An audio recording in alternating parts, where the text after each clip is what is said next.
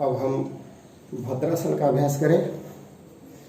पहले दोनों पैर को दंडासन में सीधा करके बैठें इस प्रकार।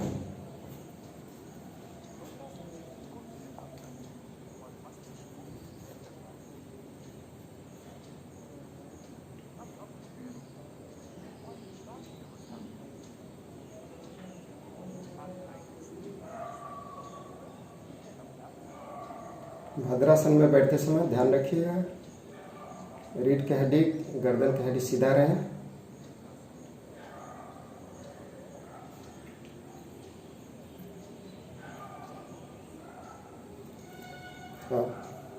दोनों पैर को सीधा करें और वज्रासन की स्थिति में बैठें।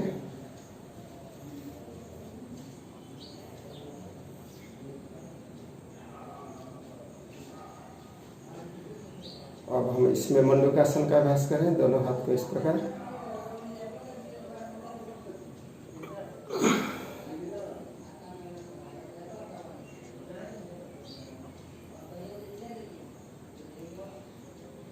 अब हम अभ्यास करें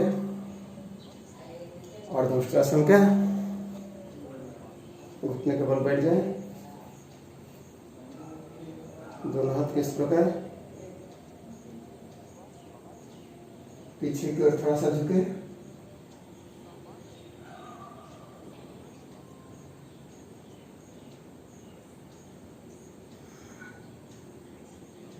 थोड़ी देर रहकर वापस आ जाए।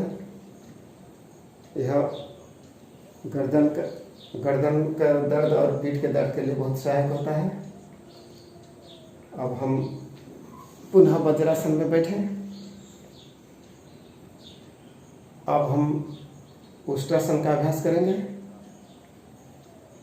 घुटने के बल बैठ जाए। अब दोनों हाथ को,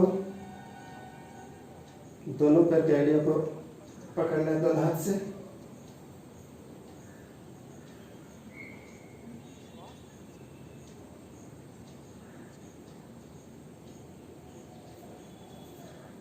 Release slowly. उष्ट्रासन में थोड़ी देर रुकने के बाद जो है वो रीढ़ की हड्डी को फ्लेक्सिबल बनाता है, शरीर को फ्लेक्सिबल बनाता है।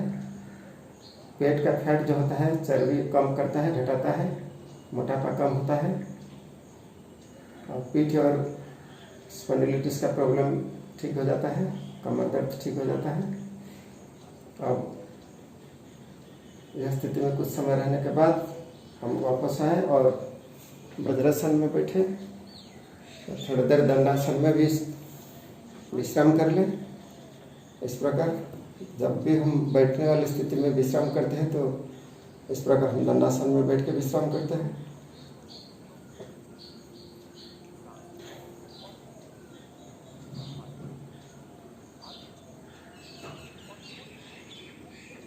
थोड़ी देर विश्राम कर लें। अब हम पेट के बल लेट के कुछ आसन का अभ्यास करें।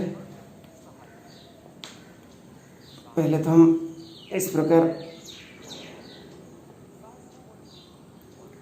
पेट के बल पर लेट के दोनों पैर को मिला के रखें। दोनों हाथ को सामने की तरफ खींचें। अब हम भुजंगासन की स्थिति में इस प्रकार अभ्यास करें। दोनों हाथ को छाती के बाजू में रखें, दोनों साइड में, कमनियाँ ऊपर की ओर, नाभि से लेकर सर तक ऊपर उठाएं।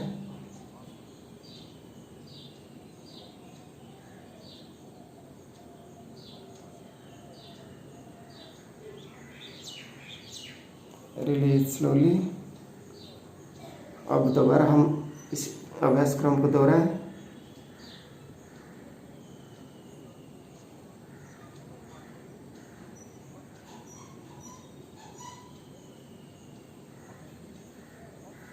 रिलीज।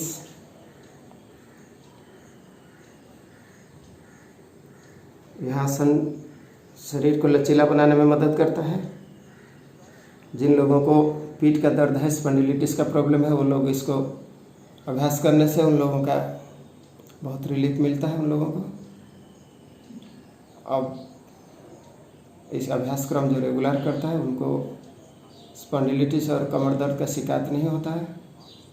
इसको 4-5 बार डेली, दोनों दिन में जब भी अभ्यास करते हैं 4-5 बार इसका अभ्यास करें।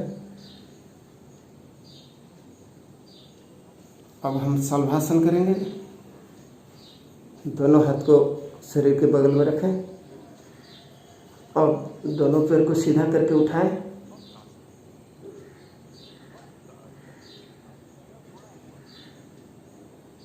रिलीज। और एक बार इसका अभ्यास करें। सांस को थोड़ी देर रोक के दोनों पैर को सीधा करके ऊपर उठाएं।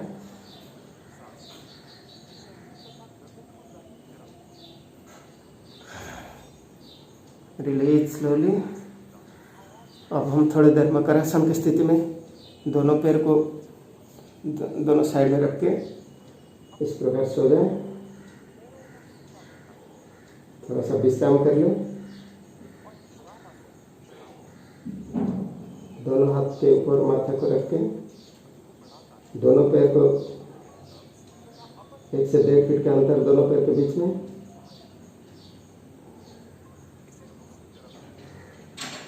अब हम पीठ के बल लेट के कुछ आसन का अभ्यास करें।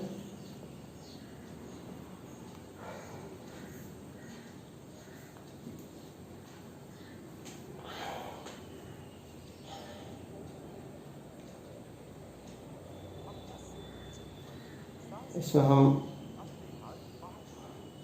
सेतुबंधासन का अभ्यास करें। दोनों पैर को इस प्रकार जमीन में रख के नितंब के पास लाए और दोनों हाथ से एड़ियों को पकड़ लें। आप कमर को ऊपर की ओर उठाएं, पेट को ऊपर की ओर उठाएं।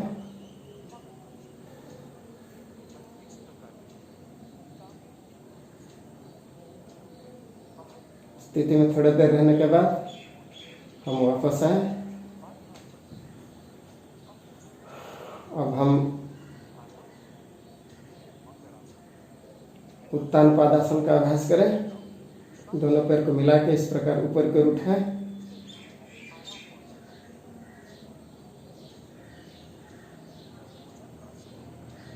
Release slowly. धीरे धीरे वापस आए। यह पेट का फैट कम करता है, इंटरनल ऑर्गन को मसाज करता है और पीठ के निचले हिस्सा को आराम पहुंचाता है।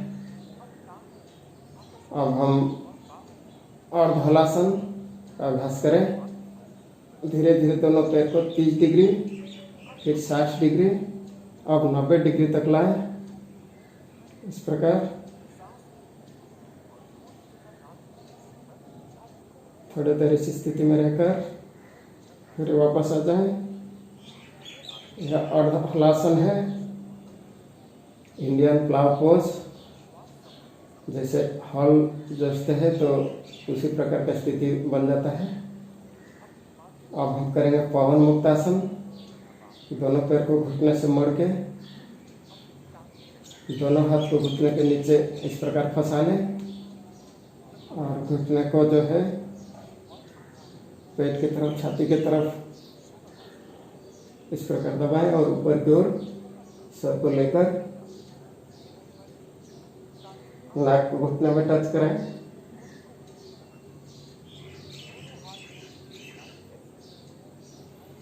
Release slowly. धीरे धीरे वापस आए।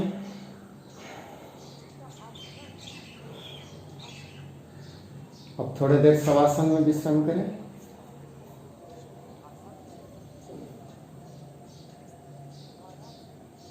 शवासन यानी डेड बॉडी पोस्चर। जैसे सबको हम लोग देखते हैं तो निर्जीव शरीर, कभी किसी प्रकार का हलचल नहीं होता है। उसी प्रकार शरीर को एकदम ढीला छोड़ देना है, रिलैक्स कर लेना है।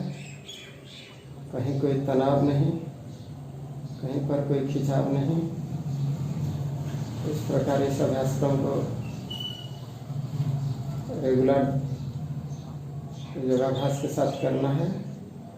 जब भी कोई आसन करके हम थक जाते हैं तो इसमें हम कुछ समय अभ्यास कर शवासन का अभ्यास करने से पुनः शरीर जो है वो एनर्जाइज हो जाता है,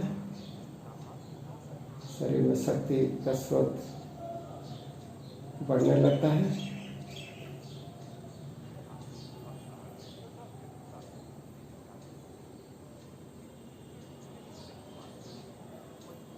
शवासन में 5 मिनट या 10 मिनट तक हम लोग विश्राम कर सकते हैं। अब हम धीरे धीरे शवासन से उठ के अपना अभ्यास क्रम का आगे बढ़ाएं। तो दोनों पैर को सीधा कर लें, हाथ को ऊपर की ओर और शरीर को बाएं साइड से ऐसे घुमा लें। पेट के बल पर धीरे धीरे उठ के बैठ जाएं।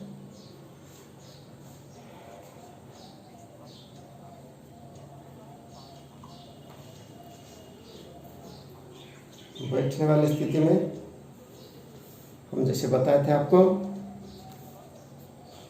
कि किसी भी प्रकार का ध्यानात्मक आसन में बैठे या किसी सुखासन में बैठ जाए सीधा इस प्रकार।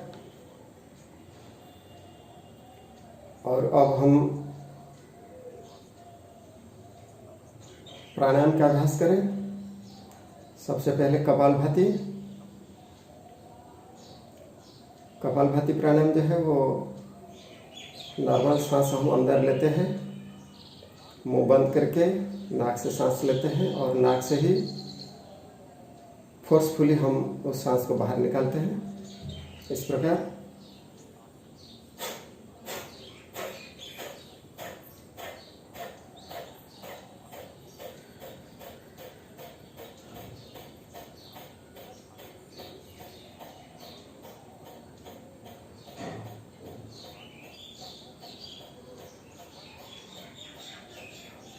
इसमें रेस्पिरेटरी ट्रैक्ट जो है, अपर ट्रैक्ट जो है वो साफ हो जाता है, उसका क्लींसिंग प्रोसेस है। फेफड़े के ऊपर जो हम लोग का रेस्पिरेटरी ट्रैक्ट है, नसल पासेज से लेकर वह सब साफ हो जाता है। इसको और 2-3 बार दोहराएं। दिन में कम से कम 3 बार 5-5 बार करके 3 टाइम करना है।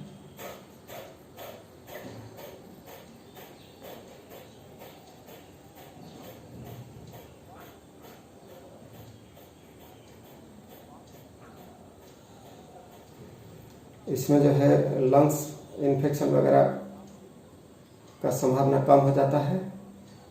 शरीर में जो बाहरी मतलब जो गंदगी है वो बाहर से अंदर आने के लिए इन्फेक्शन जो है वो दूर हो जाता है। इसलिए इसको अभ्यास करना बहुत ज़रूरी है।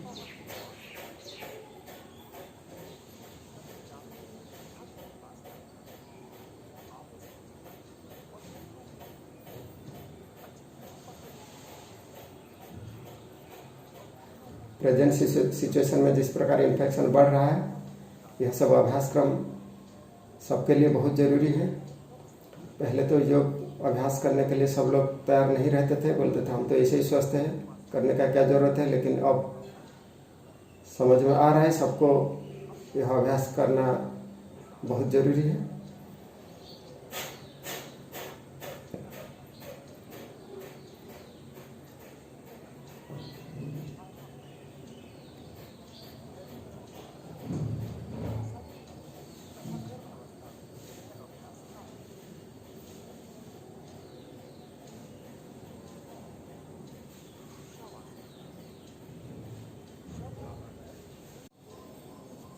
आइए अब हम अनुलोम विलोम प्राणायाम का अभ्यास करें। अनुलोम विलोम प्राणायाम जो है वो पूरा शरीर में ऊर्जा का स्रोत प्रवाहित करता है। 72,000 नस नड़ियों को शुद्ध करता है। अब हम बाएं हाथ को ज्ञान मुद्रा में बाएं जगह के ऊपर रखें, बाएं घुटने के ऊपर, और दाहिने हाथ को हम नासाग्र मुद्रा बनाएं इस प्रकार। राइट नस्ट्रिल को बंद करके लेफ्ट नस्ट्रिल में सांस लें, फिर लेफ्ट बंद करके राइट में सांस छोड़ें।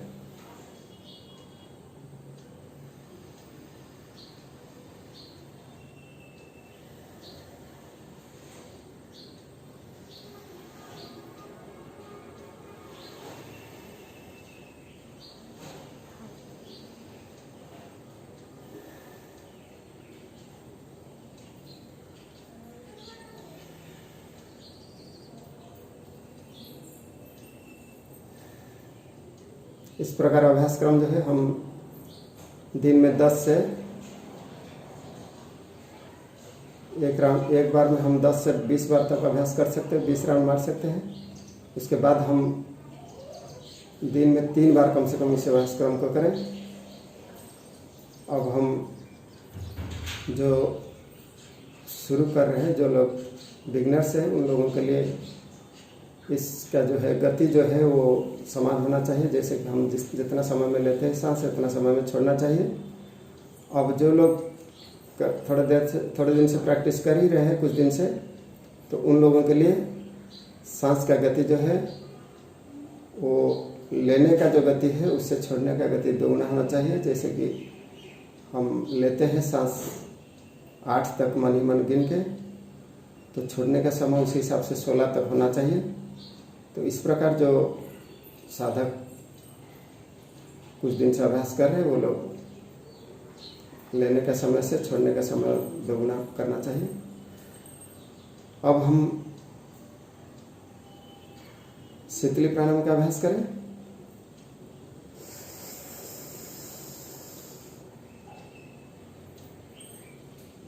शीतली प्राणायाम के लिए शरीर को ठंडक पहुंचाता है। जब हमको कभी भी गर्मी का महसूस होता है तो हमको शरीर को ठंडा करने के लिए जीभ को इस प्रकार बाहर निकाल के कौवे के चोंच की तरफ जो है नली बनाना है जीभ को, और उससे सांस खींचना है अंदर। मुंह बंद करके धीरे धीरे नाक से सांस को बाहर छोड़ना है।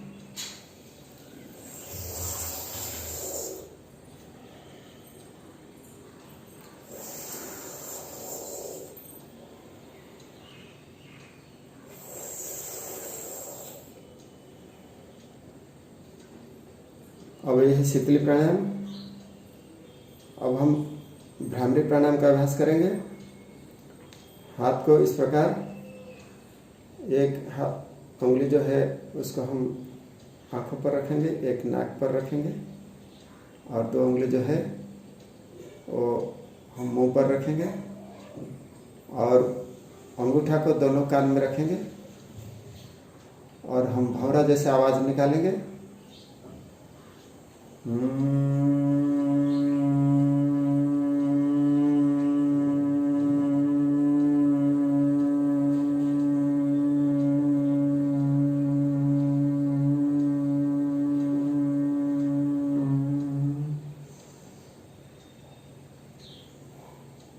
फिर थोड़ा सा सांस भर के अंदर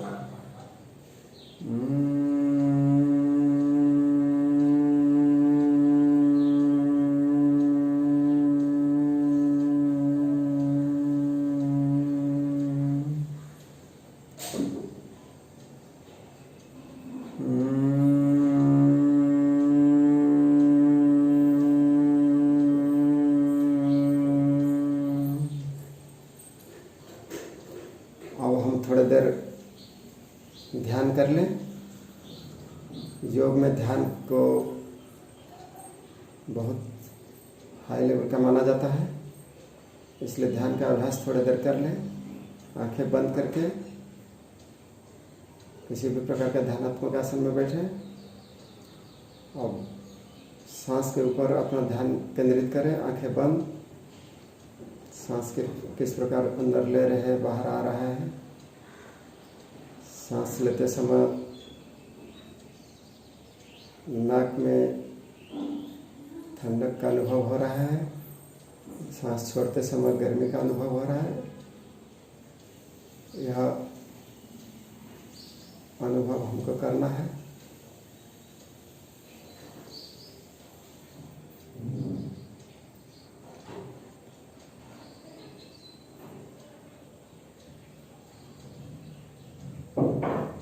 ध्यान एक अंतर्मन का चेतना होता है। मन के अंदर जो है हम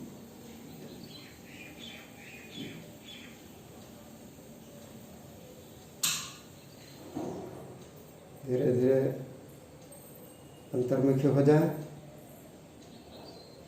आत्म साक्षात्कार करने का कोशिश करें। मन को अंतर्मुखी करके हम अपने अंदर के दुनिया में खो जाएं। यम नियम आसन प्राणायाम प्रत्याहार धारणा ध्यान, ये सब जो अभ्यास क्रम है वो अंतिम स्थिति समाधि के लिए है। ध्यान करते करते समाधिस्थ हो जाना है और योग का वह अंतिम स्थिति को प्राप्त करना है जहाँ आत्मा और परमात्मा का मिलन का हम लोग कहते हैं कि ध्यान करने से आत्मा परमात्मा को साक्षात कर लेता है। अब हम उस स्थिति को प्राप्त करने के लिए ज़्यादा से ज़्यादा ध्यान का अभ्यास करें। ध्यान मतलब होता है कंसंट्रेशन। माइंड को हम कंसंट्रेट करते हैं, कंसंट्रेशन हमारी बढ़ जाती है तो हम जिस क्रिया को, जिस अभ्यास क्रम को हम करते हैं, जैसे पढ़ाई वगैरह हम अभ्यास करते हैं तो आसानी से हमारी मन में रहता है। अब हम यह सब अभ्यास करने के लिए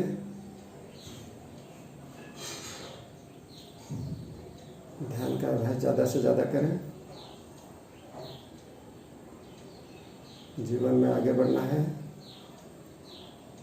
तो मानसिक शांति जरूरी है। मन को शांत करने के लिए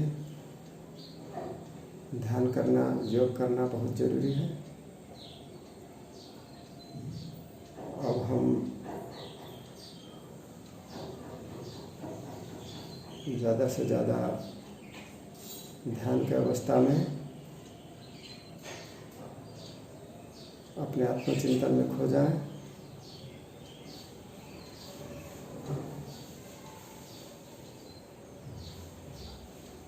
इतना डीपली चले जाए कि आसपास से क्या घट रहा है क्या नहीं घट रहा है उसका कोई ज्ञान ही न रहे, देह का भी ज्ञान न रहे, शरीर है हमारा या नहीं है उसका भी ज्ञान नहीं रहे। वह ध्यान का पहुंचा हुआ स्थिति माना जाता है।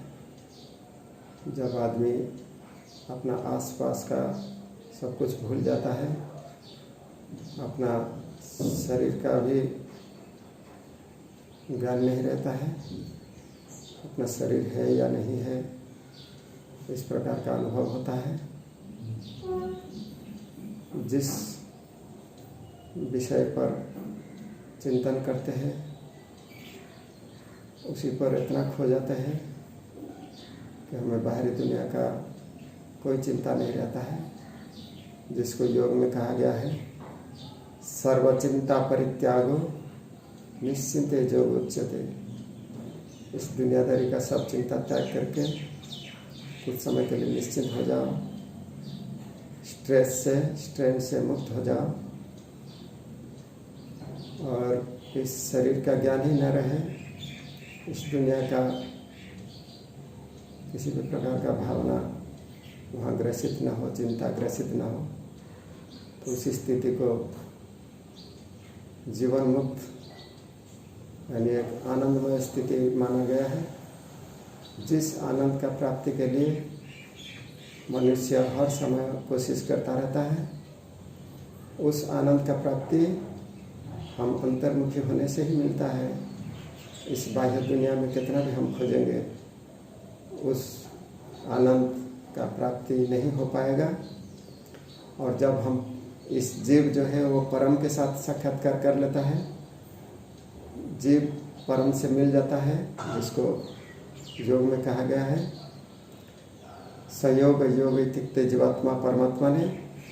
इस जीवात्मा का परमात्मा के साथ साक्षात्कार होता है, उसी स्थिति में वो परम आनंद का प्राप्त कर लेता है, जिसको परमानंद प्राप्ति कहते हैं। उस परम आनंद की प्राप्ति के लिए मुनि ऋषियों ने कई साल से हिमालय का गुफा में अभ्यास करते रहते हैं। कुछ लोग प्राप्त कर लेते हैं, कुछ लोग कोशिश में लगे हुए रहते हैं।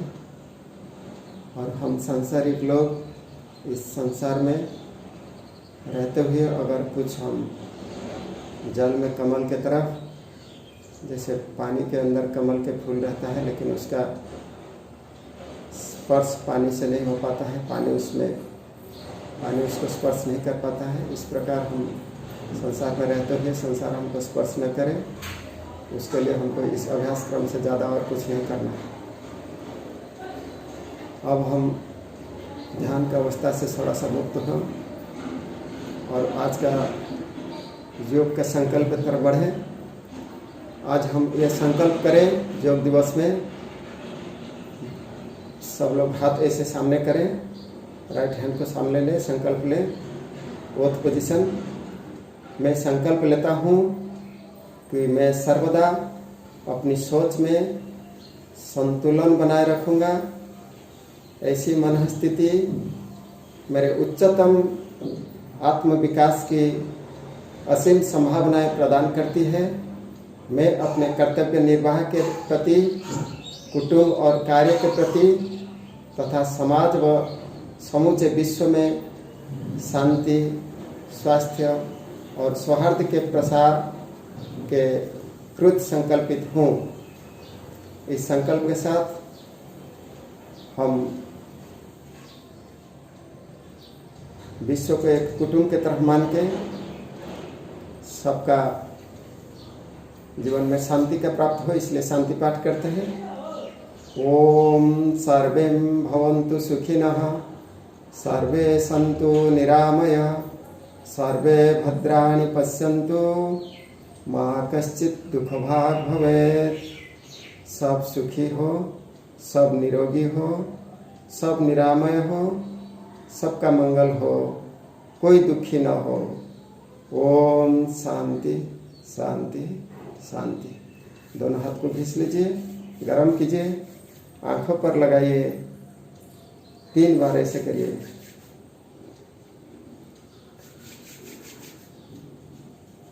अब चेहरा का हल्का सा मालिश करिए। ओम शांति।